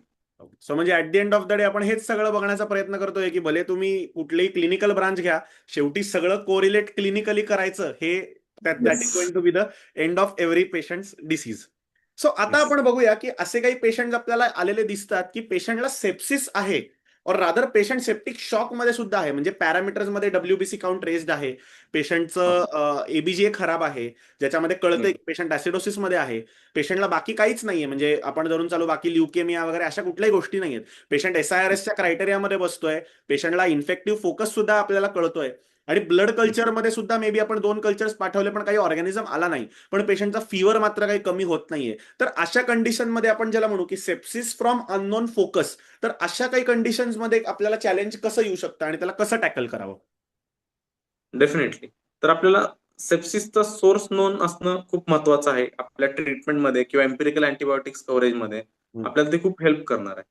Usually जर तुम्ही कॉमनली बघितलं तर सेप्सिसचा मोस्ट कॉमन सोर्स असतो तो युरिन असतो. सेकंड मोस्ट कॉमन तुम्ही जर बघितलं तर लंग्स असतो. Third most common is your abdomen. आणि मग जसं की सीएनएस असेल, वुंड असेल, डायबिटिक वुंड असतील, किंवा लोकल गँग्रीन असेल कुठल्या एरियामध्ये, तर ते सेप्टिक सोर्स असतो. पण काही पेशंट्समध्ये आपण सगळं स्क्रीन करतो तरी आपल्याला सेप्टिक सोर्स शेवटपर्यंत सापडत नाही. ओके. तेव्हा खूप रेअर ऑफ रेअर कंडिशन मध्ये आपण जसं की पेट स्कॅन वगैरे करू शकतो. पण युजली फर्स्ट लाईन सेकंड लाईनला ते रिकमेंड केलं नाही जात. ओके. म्हणजे आपण असं बघितलं की PET scan also can be one of the investigation not just for tumours but also for some amount of infections की जे आपल्याला कुठल्याच प्रकारच्या सोर्समध्ये म्हणजे आपण बघितलं की चेस्ट आपण रूल आउट करत होतो, ॲब्डॉमिन रूल आउट करत होतो, मे बी सोनोग्राफी केली असेल, सिटी स्कॅन केला असेल, त्यातही आपल्याला काही नाही सापडलं, पण पेट स्कॅन मध्ये आपला काहीतरी सोर्स आपल्याला सापडला. So yes we know that PET scan also is it a would be a last investigation. Okay. So but definitely तू म्हणलास तसं की it would be the last choice of my investigation. आता हाच पेशंट जो होता त्याचं बीपी मात्र क्रॅश झालं होतं. सो आपण आता एक एक गोष्टी मी परत रिवाईज करायला इच्छुक आहे. बघा मी बरोबर आहे का? पहिलं म्हणजे आपण बघितलं पेशंट SIRS मध्ये गेला ज्यात इन्फ्लमेशन झालं, त्यामध्ये आपल्याला सोर्स सापडला, त्यामुळे आपण पेशंटला सेप्सिस म्हणून लेबल केलं. आता पेशंटचं बीपी ड्रॉपडाऊन झालं म्हणून आपण पेशंटला सेप्टिक शॉक म्हणलं. आता याच पेशंटमध्ये मला अजून काहीतरी प्रॉब्लेम दिसायला लागला की डे 2 डे 3 ला त्याचा प्लेटलेट काउंट मात्र पेशंटचा कमी व्हायला लागलेला आहे. PTINR आपण जो म्हणतो म्हणजे त्याला आपण म्हणू की कोॲग्युलेशन प्रोफाईल पेशंटची डिरेंज व्हायला लागलेली आहे आणि पेशंटचं मी प्रिक घेतोय तिथून पेशंटचं ब्लड यायला लागलंय, वुंड मी डिब्राईड करतोय घासतोय तिथे मला काही प्रमाणात वुंड म्हणजे जास्त प्रमाणात ब्लिडिंग दिसायला लागलंय. तर ह्या कंडिशनला आपण काय म्हणतो आणि या कंडिशनचं म्हणजे how do you tackle this condition? Definitely हे जर पूर्ण क्लिनिकल सिनारिओ जे आहे जिथं तुमचं ब्लिडिंग प्रोफाईल कोऑग्युलेशन प्रोफाईल डिरेंज आहे, तुमचं जे प्लेटलेट काउंट आहे ते खूप कमी झालं, तर या सगळ्या कंडिशन्स तुमच्या एका कंडिशनकडे जातात, त्याला आपण DIC म्हणतो, disseminated intravascular coagulation. Okay. This is a most म्हणजे dreaded complication of a septic shock, ज्याच्यामध्ये ऑलमोस्ट मॉर्टॅलिटी खूप हाय आहे. तुम्ही असं म्हणू शकता की ऑलमोस्ट 90-95% मॉर्टॅलिटी आहे अशा पेशंट्समध्ये. बापरे. ओके. याच्यामध्ये मी जसं बोललो MI मध्ये तसं या कंडिशनमध्ये तुम्हाला पेशंटच्या नातेवाईकांची काउन्सिलिंग खूप इम्पॉर्टंट आहे. तुम्ही त्यांना पूर्ण कंडिशन व्यवस्थित एक्सप्लेन केलं पाहिजे आणि तुम्ही तुमच्या ट्रीटमेंटकडे घेतलं पाहिजे. DICला ऍज सच तुम्ही बघितलं तर टर्शरी केअर मॅनेजमेंट खूप इम्पॉर्टंट आहे. DICला युजली आपण सेकंडरी केअर किंवा प्रायमरी केअरमध्ये ट्रीट करू शकत नाही आणि जर तुमच्याकडे इफ पॉसिबल तर तुम्ही ती केस स्पेशलिस्टकडे हँड केली पाहिजे. ओके. म्हणजे बेसिकली महत्वाचा मुद्दा ऍट आवर लेवल इज की रिलेटिव्ह काउन्सिलिंग इज खूप important because mortality rates are such high. त्यामुळे ते खूप महत्वाचं आहे. आणि त्याचसोबत आपण हे बघितलं की म्हणजे याच्यामध्ये आपल्याला रेफरल वेळेत करणं हे आपल्याला खूप इम्पॉर्टंट आहे. पण त्याबरोबर आपण असं बघूया की म्हणजे जेवढं माझ्या वाचनात आलं होतं, मी जेव्हा UGला होतो मेडिसिनचं वाचलं होतं, त्यात मला जेवढं माहिती होतं की DIC मध्ये होतं नेमकं काय की इन्फ्लमेशन पूर्ण शरीरामध्ये होतं, ते इतकं सिव्हिअर प्रमाणात होतं की एंडोथेलियम डॅमेज व्हायला लागतं आणि त्या डॅमेज एंडोथेलियमवर जाऊन प्लेटलेट्स बसतात आणि ऑब्व्हियसली सगळे प्लेटलेट्स असे एंडोथेलियमवर बसले तर प्लेटलेट्स आपल्या शरीरात कमी होतील आणि ते प्लेटलेट नुसते बसत नाहीत तर फिब्रिन सुद्धा तिकडे जाऊन बसतं. सो तिथे क्लॉट्स बनायला लागतात. सो त्यालाच आपण कन्झम्पशन कोॲग्युलोपॅथी म्हणजे एका बाजूला प्लेटलेट्स कन्झ्युम होत आहेत आणि फिब्रिन कन्झ्युम होत आहे का तर इन्फ्लमेशन झालंय, का तर एंडोथेलियम डॅमेज आहे आणि दुसऱ्या बाजूला पेशंटला कुठल्याही सगळ्या साईडमधनं ब्लिडिंग होत आहे. तर अशा कंडिशनमध्ये जर आपण बघितलं तर प्लाझ्मामध्ये आणि प्लेटलेट्समध्ये आपल्याला अवेलेबल असतात हे ब्लड प्रॉडक्ट्स की प्लाझ्मामध्ये फिब्रिन आहे आणि प्लेटलेट्समध्ये वी गेट फ्रेश प्लेटलेट्स. तर अशा रोलमध्ये यांना ट्रान्सफ्यूज करण्याचा काही रोल आपला असू शकतो का? हो, डेफिनेटली. तुम्ही शॉर्ट टर्म मध्ये या गोष्टी सगळ्या करू शकता. पण मी जसं बोललो तसं की ह्या पेशंटचं मॉर्टॅलिटी खूप असतं. तुम्ही you try number of things, पण तरी पेशंट हाती लागेल की नाही त्याची गॅरंटी आपण देऊ शकत नाही अशा कंडिशन्समध्ये. तर बेटर वे तुम्ही हा पेशंट स्पेशलिस्टकडे रेफर केलेला चांगला. ओके. सो आता आपण बघूया की व्हॉट इज MODS. म्हणजे आपण इथपर्यंत बघितलं की पहिलं SIRS, मग त्याच्यानंतर आला होता सेप्सिस, मग सेप्टिक शॉक, मग त्यातलंच एक कॉम्प्लिकेशन झालं होतं दॅट इज डिसेमिनेटेड इंट्राव्हॅस्क्युलर कोॲग्युलेशन आणि आता पेशंटचं मी बघितलं की पेशंटचं युरिन आउटपुट फॉल झालेलं आहे आणि पेशंट कोमामध्ये जायला लागलाय. पेशंटचा रिस्पॉन्स मात्र बिलकुलच काही नाहीये. तर ह्या बाबतीत तुझं काय म्हणणं असेल? What do you mean by MODS आणि याच्या बद्दल मॉर्टॅलिटी किंवा ह्याच्या बाबतीत तुझं काय म्हणणं असेल? हा, तर आता आपला पेशंट जो आला होता तो सेप्सिस मध्ये आला, सेप्टिक शॉक मध्ये गेला आणि सेप्टिक शॉक पर्सिस्टंट राहिल्यामुळं जे बॉडीचे व्हायटल ऑर्गन्स आहेत त्यांना परफ्युजन कमी झालं, जेणेकरून एक बॉडी ऑर्गन शटडाऊन झाला, जेणेकरून आपलं किडनीज असेल, लिव्हर असेल और ब्रेन असेल तर ते शटडाऊन व्हायला चालू झाले. बरं. त्यालाच आपण मल्टी ऑर्गन डिस्फंक्शन सिंड्रोम किंवा MODS म्हणतो. बरं. मला प्रत्येक ऑर्गन जसं शटडाऊन होईल तसे त्याचे तुम्हाला सिम्पटम दिसायला चालू होतील. जर तुमचा ब्रेन इन्व्हॉल्व झाला तर तुम्हाला मेटाबॉलिक एन्केफेलोपॅथी होईल. जर तुमचं लिव्हर इन्व्हॉल्व झाला तर तुम्हाला तिथं हेपॅटायटिसचे साईन्स दिसतील, जॉन्डिसचे साईन्स दिसतील आणि किडनी इन्व्हॉल्वमेंट झालं तर तुम्हाला तिथं युरिन आउटपुट जाईल पूर्ण बॉडीचं. क्रिएट वाढताना दिसेल तुम्हाला बॉडी पेशंटचं. सो टेक्निकली जेव्हा ऑर्गन एक एक फेल व्हायला लागतो बिकॉज ऑफ दिस सेप्सिस, त्यालाच आपण म्हणलंय मल्टी ऑर्गन डिस्फंक्शन सिंड्रोम. आणि ह्याच्या मॉर्टॅलिटी बद्दल काय म्हणणं असेल? बिकॉज अशा कंडिशनमध्ये आम्हाला असं वाटतंय की कुठला डॉक्टर जाऊ नये, because we don't have any treatment as such. या कंडिशनमध्ये आपण काय काय करणार? डायलिसिस कुठे करू शकतो, किंवा आपण आयनोड्रॉप्स ऑलरेडी हार्ट सेट झालो. सो टेक्निकली बघायला गेलं तर आपल्या हातात काही फार गोष्टी राहिल्या नाहीयेत या पेशंटमध्ये सारख्या. Definitely. So what is a role as a doctor in this condition? म्हणजे तू या कंडिशनमध्ये जर हा पेशंट गेला तर तुझा what will be your role in this condition? Yes. तर अशा पेशंटला आपण मल्टी सिस्टमिक अप्रोचनं ट्रीट करतो. मी जसं मागे पण बोललो तसं पेशंटचं काउन्सिलिंग खूप इम्पॉर्टंट आहे रिलेटिव्हचं.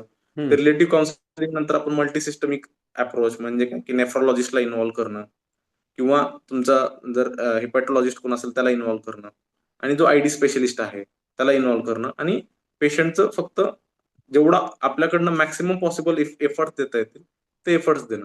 ऍज सच एमओडीएस मधून रिकव्हरी होणं खूप डिफिकल्ट आहे. ओके. पण तुझ्या आतापर्यंतच्या प्रवासामध्ये तू असे कुठले पेशंट्स बघितलेस का की जे एमओडीएस मधनं पण रिकव्हर झालेले आहेत आणि R doing good today?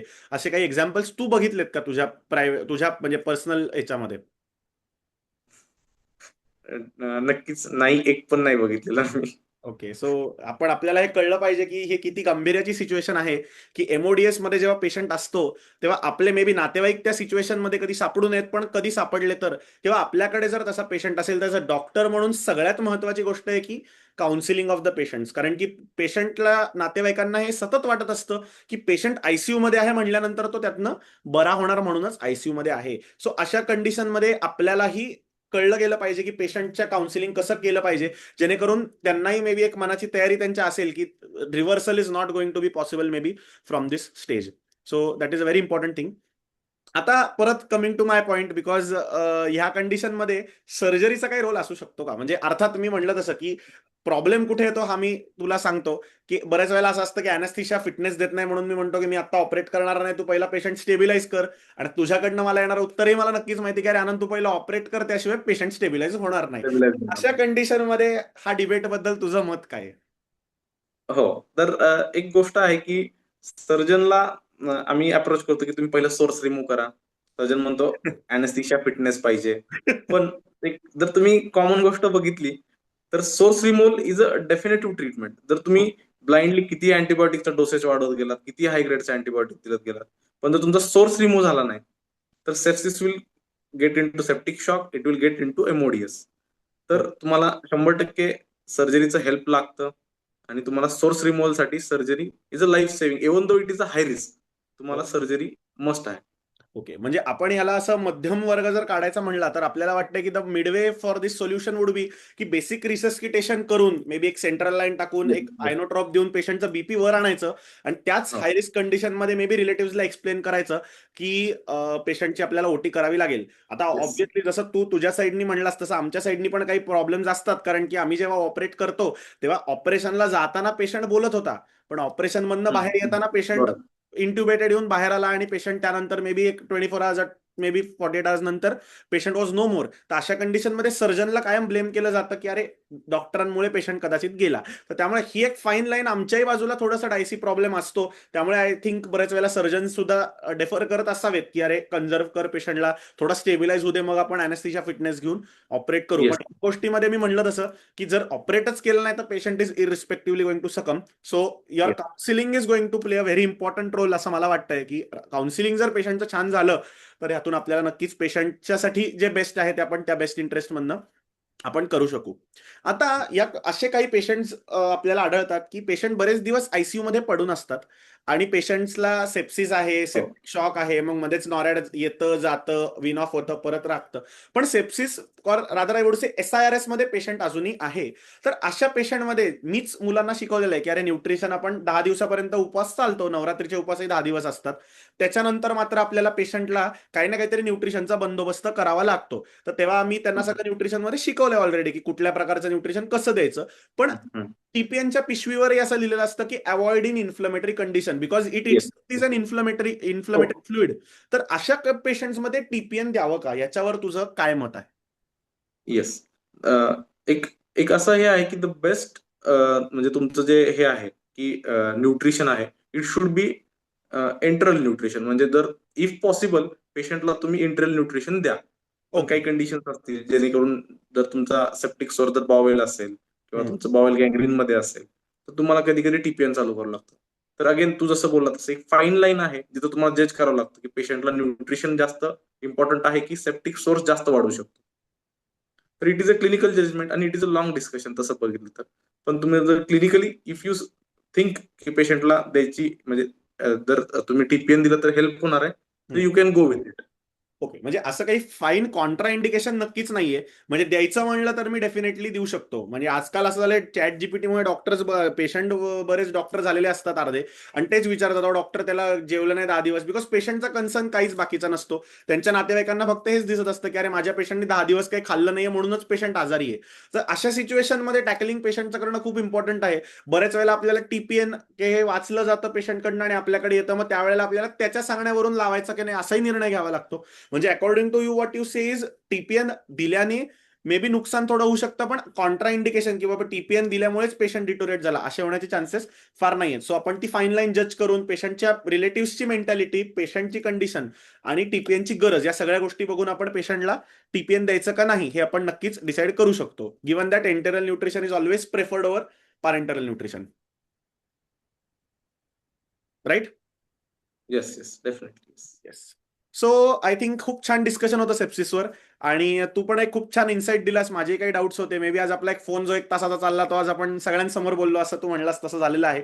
So I am really happy की डिस्कशन झालं, आणि माझ्यासोबतच मे बी माझे जे आता सध्या आपल्या क्लासला येणारे किंवा आपले जे स्टुडंट आहेत त्यांचं सुद्धा बरेचसे डाऊट्स क्लिअर झाले असावेत असं मला वाटतं या सगळ्या डिस्कशनमधनं.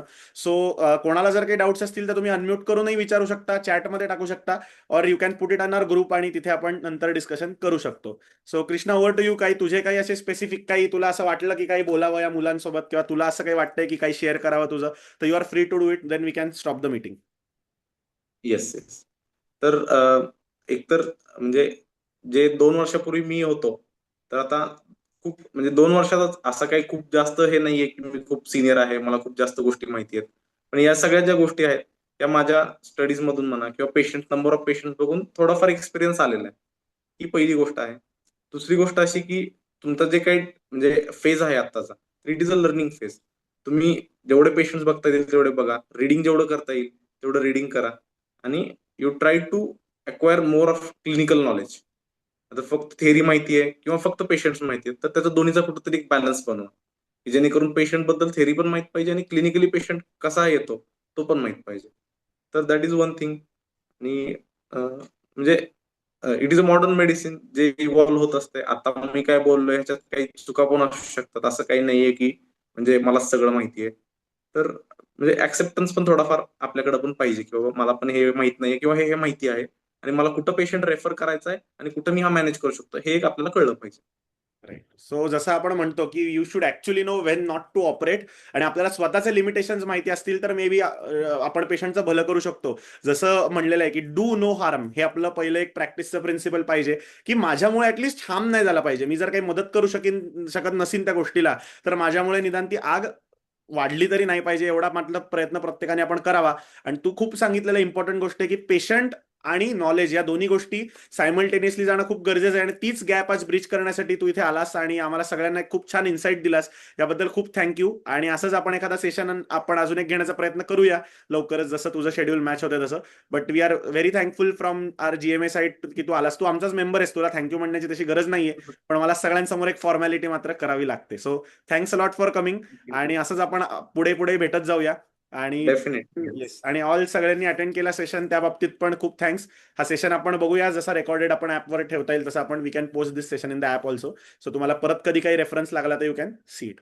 ओके, चलो, thank you for yes attending. Thank you. Till then take care, thank you and bye bye.